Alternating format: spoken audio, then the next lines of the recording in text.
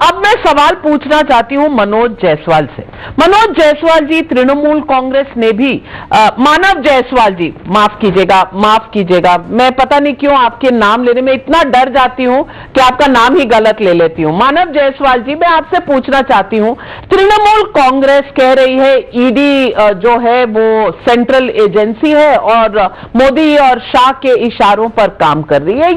ये विपक्ष की सारी पार्टियों का एक सुर में गीत बजता है।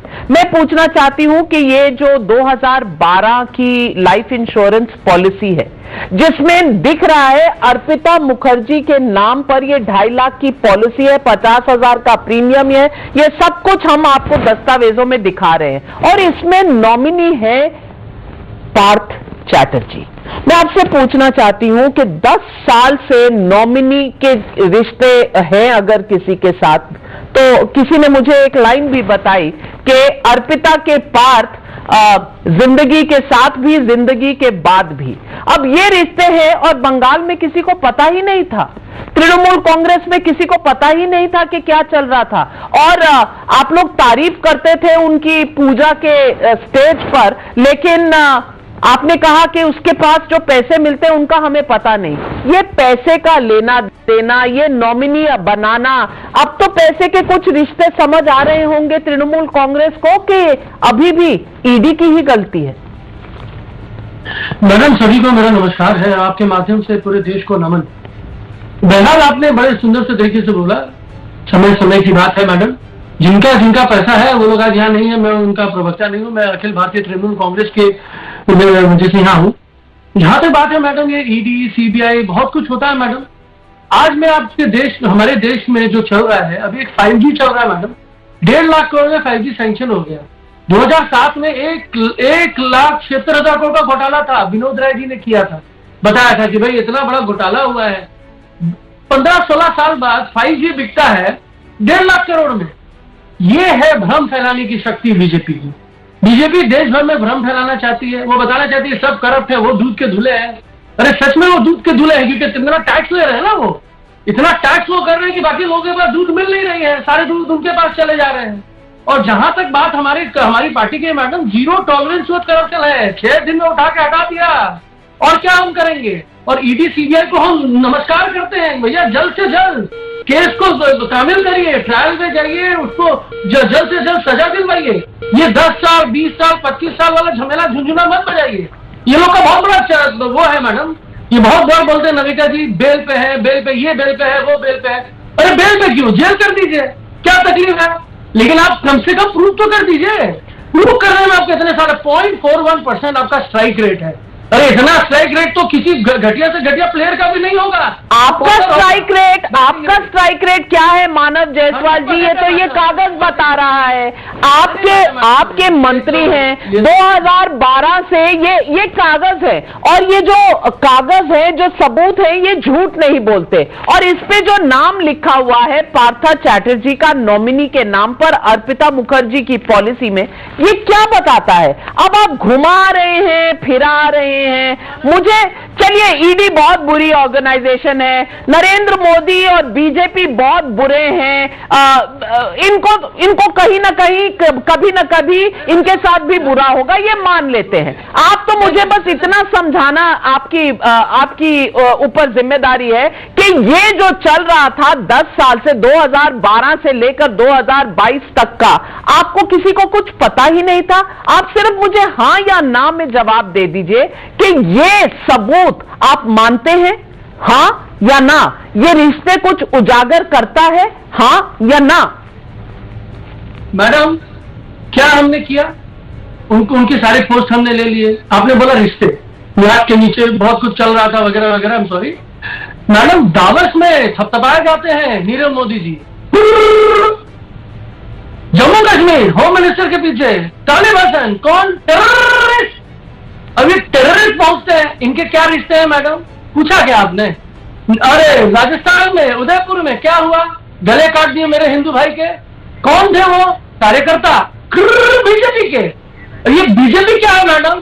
भारत जलाओ पार्टी, भारत को तोड़ने वाली पार्टी। मल्लिकार्जुन खड़गे इस वक्त नेशनल हेराल्ड हाउस से गए, इसकी समस्या है। आप पर्सनल रिलेशन को पॉलिटिक्स में लाएंगे, पर्सनल रिलेशन को आप इन्वेस्टमेंट में लाएंगे, जो सरकारी पैसा ये हमें मंजूर नहीं है।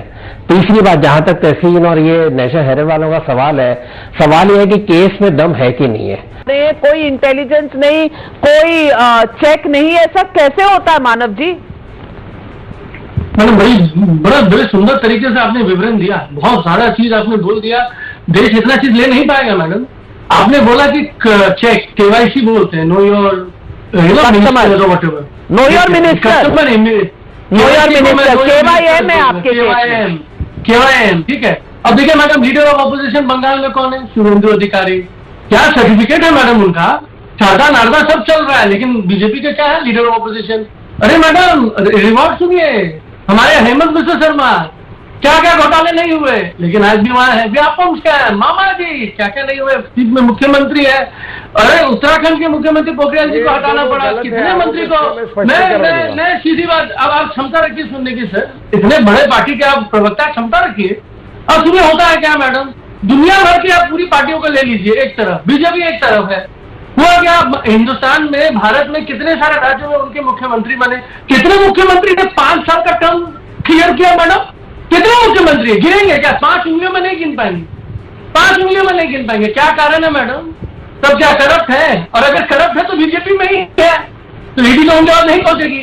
और जो ईडी से बचता है वो बीजेपी में जाके छुप जाता है। ये है हवाई जहाज यात्रा। ऐसी यात्रा, यानी कि आप कह रहे हैं कि शुभेंदु अधिकारी जी जब तृणमूल कांग्रेस में थे तब करप्ट हो गए थे और अब बीजेपी में जाके छुप गए थे। तो यानी कि यहां भी आप कह रहे हैं कि जो करप्शन हुआ वो तृणमूल कांग्रेस के दौर में हुआ, अब छुपे हुए हैं बीजेपी के पास। लेकिन नलिन कोहली जी जवाब दीजिए मानव जी के सारे आर्ग्यूमेंट्स का। मुझे उत्तर दे दीजिए। नहीं नविका जी ऐसी बात नहीं, मैं बड़ा स्पष्ट कह रहा हूँ, हर बार 2 बातें आ जाती है, 2-3 गिने चुने ये जवाब है। अरे मानव जी, अभी 2 मिनट पहले आप मुझे ही कह रहे थे, सुन लीजिए, आप भी तो एक अच्छी पार्टी के प्रवक्ता हैं, सुनने की क्षमता रखिए ना। आप ही का ज्ञान आप पर सुना रहा हूं भाई साहब। अब एक मिनट एक करके चले। हेमंतो बिस्वा शर्मा जी की बात की, भाजपा ने आरोप लगाया था हेमंतो बिस्वा शर्मा जी कांग्रेस में रहते हुए कोर्ट से बरी अपने आप को करके आए। अब आइए व्यापम पे, बहुत कहा घोटाला है घोटाला। शिवराज जी की सरकार ने सुप्रीम कोर्ट को कहा सीबीआई करिए, और सुप्रीम कोर्ट ने ऑर्डर में कहा तारीफ की उस सरकार की। घोटाला करने वाले हमेशा जो है कांग्रेस के पास पहुंच जाती है तारे।